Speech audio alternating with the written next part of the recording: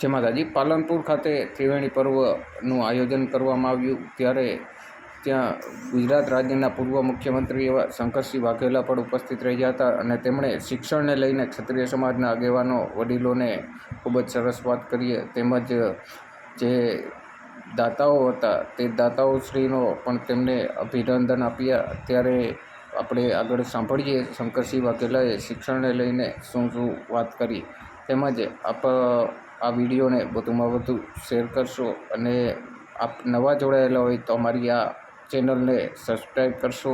અને વાત કરીએ તો આપ અમારા વોટ્સએપ ચેનલમાં ન જોડાયા હોય તો આપણા ક્ષત્રિય સમાજની વોટ્સએપ ચેનલ પણ આપણે બનાવી છે. તે વોટ્સએપ ચેનલમાં લિંક આપને નીચે ડિસ્ક્રિપ્શનમાં મળી જશે. તે જરૂરથી લિંક ખોલી અને વોટ્સએપ ચેનલને ફોલો કરશો. ત્યાં ક્ષત્રિય સમાજને લગતી તમામ માહિતી આપણે મૂકવામાં આવે છે. તેમજ વાત કરીએ બીજી તો આ કાર્યક્રમમાં જે શિક્ષણને લઈને શંકરસિંહજી વાઘેલા બાપુએ વાત કરી છે તેનો આપણે સાંભળીએ અને વધુમાં વધુ શેર કરીએ.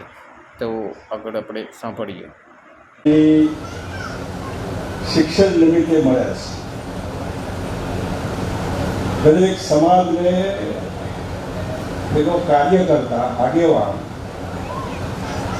કે જે સમાજ પાસે હોય લાંબા ગાળે એ આખો સમાજ સુખી થાય. તમે બનાસકાંઠામાં છેલ્લો જિલ્લો એમાં આ વિસ્તાર તો નવાબશાહી, એમાં આગેવાન જે અહીં સંસ્થાના આગેવાનો વિચારશો કે આપણે આવું કરવું, ગામડા ગીર ગાંધીજીને વિચારશો કે આપણે ગાંધીનગરમાં કરવું, સમાજના કાર્યકર્તા વિચાર એ વિચાર ભલે મોટો આવ્યો પણ આવ્યો. અહીં ગલબાભાઈ હતા, અહીં મુંબઈ રાજ્યમાં એક ધારાસભા, બાજુમાં મહેસાણામાં માનસિંહભાઈ ચૌધરી, આણંદમાં પહેલી અમૂલ ડેરી, પૂર્ય દલે ત્રિભુવનભાઈ પટેલ. જો ગલબાભાઈને વિચાર આવ્યો તો આપણને કેમ વિચાર નહીં આવ્યો પડે? આપણે બી આવી ડેરી કરીએ. માનસિંહભાઈને વિચાર આવ્યો કે શાળામાં ત્યાં કેમ કોઈને વિચાર નહીં આવ્યો? ગુજરાતમાં લગભગ રજવાડા તો 224-25 જેટલા રજવાડા હતા આના માટે. એમને કોઈને કેમ આવો વિચાર નહીં આવ્યો? આના મૂળમાં જે ગઈકાલે હતું કે આપણે શું આપણે ક્યાં ભણવું છે એમાં એ સમજણ, અને જેને નહોતું અંગ્રેજીમાં હેઝ નોટ એને કહે છે, નથી, એમના આગેવાનોની સમજણ એ દાખલા જોવા જોઈએ. અહીં નટુભાને શિક્ષણમાં આવું ડોનેશન અપાય એવું મારા ખ્યાલથી આનંદનાથજીએ ખાસ એમને હરિદ્વાર આવ્યા ત્યારે વાત કરી. મેં તો ખાલી બધા એકડા ભેગા કરવાનું કીધેલું. 1 કરોડ અને 11 લાખ વાળા એકડા એ એક રાજકારણમાં તો વારસામાં હોય છે. ગુલાબસિંહને વારસામાં મળ્યું, પણ સંન્યાસ વારસામાં મળે એવું ખરું? સુખરદાસજીને સંન્યાસ વારસામાં મળે. રાજકારણમાં તો થોડું આડું અવરું હાલે, પણ ભગવા કપડા પહેર્યા પછી બહુ કાઠું પડતું હશે. એટલે એ સમાજમાં જે આજે વિચાર આવ્યો એ વિચાર એટલો મોડો વિચાર આવ્યો, ભલે મોડો ભલે આવ્યો કે હરીફાઈમાં કે પહેલો દોડે માણસ 5 કિલોમીટરની રેસ હોય એને તક મળી જાય પછી બીજા તમે ગમે એટલું દોડો તો પણ જે સમાજ ગઈકાલે જેની પાસે નહોતું એની આખો ઉભરી સમાજ ન ચાલે. એ મહેસાણાના કડવા પટેલ હોય, સૌરાષ્ટ્રના ખોડલધામમાં લેવા પટેલ હોય, કે ચૌધરી સમાજ ગલબાભાઈ હોય કે માનસિંહભાઈ હોય. દાખલો એટલા માટે કે 47 પહેલા ને 47 પછી બહુ લાંબુ નથી. ચૌધરી સમાજ તો એ હમણાં સુધી એના મૂળમાં જે સમાજના સમજદાર આગેવાનોએ જે વિચાર કર્યો અને વિચારમાં એમને શૈક્ષણિક સંસ્થામાં અને સ્કીલ કહેવાય કેળવણી એ જ કામમાં આવવાનું છે. અને એ કામમાં આવવા માટે હમણાં વડોદરામાં સરદાર ધામમાં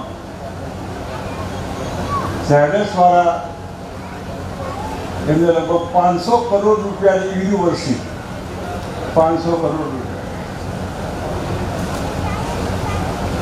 આપણે મુખ્યમંત્રી બેઠા હોય તમે 100 કરોડ ના જાહેર કરો, જાઓ છો મજા કરો. આ મથવું પડે, 11,000 આપો, 51,000 આપો.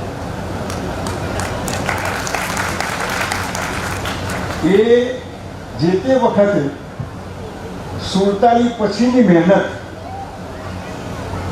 એની આંખો ખુલી.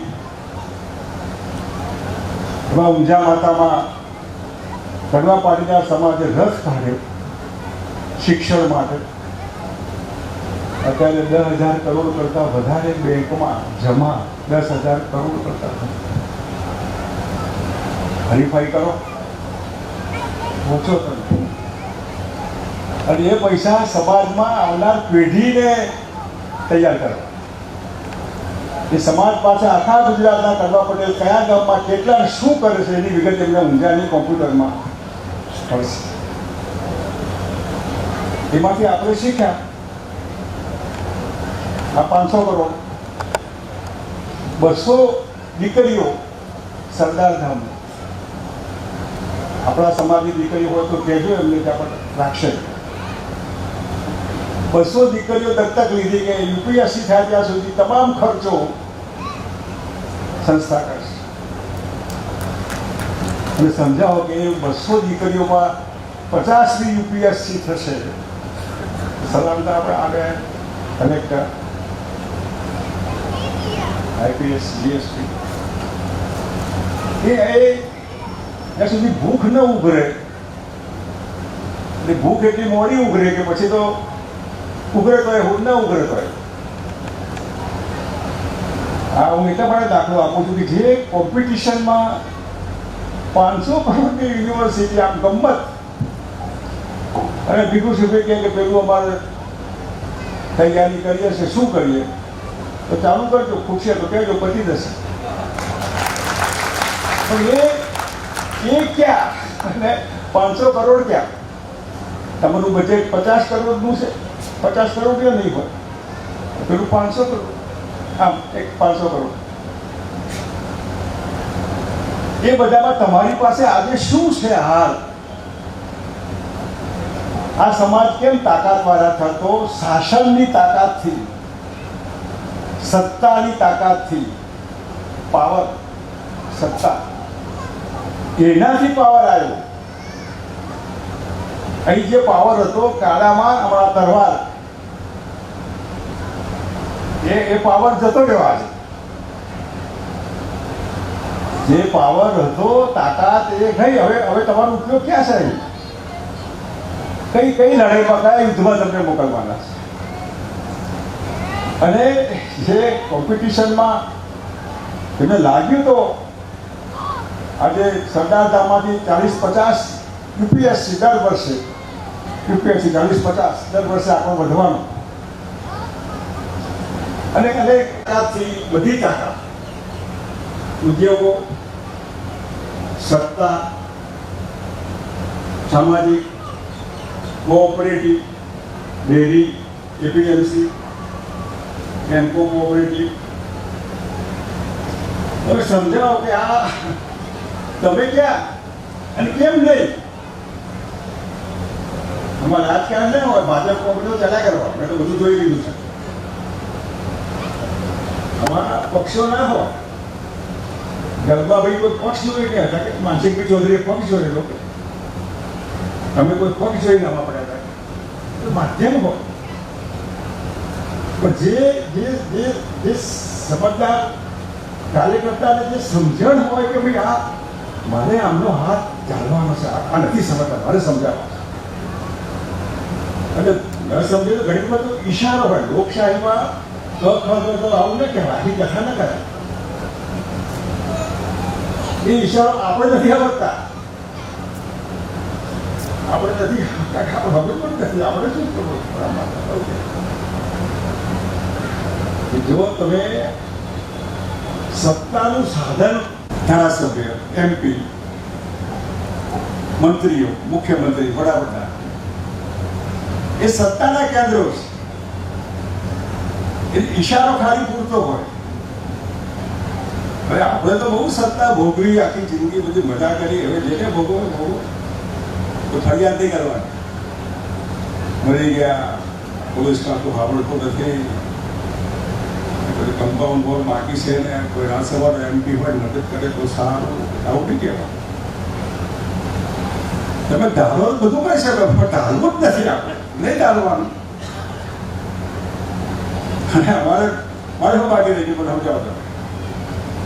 તમે મુખ્યમંત્રી મેં કીધું કે આપણે બેઠા હોય તો મારે બેહવું છે. ના, બેઠાનો કરંટ કેટલો હતો? ખાલી ગમતમાં બેઠા, એક વર્ષ મજાકમાં. એનો કરંટ ખાલી રાધનપુર નહોતું, આખા ગુજરાતમાં બધે. એ કરંટ કોઈ એક સમાજ માટે નહીં, એ સમાજ આખો સમાજ એક કરંટમાં, પણ બીજો સમાજ એનાથી દુઃખી એવું નહીં. આપણો કોમવાદ ક્યારે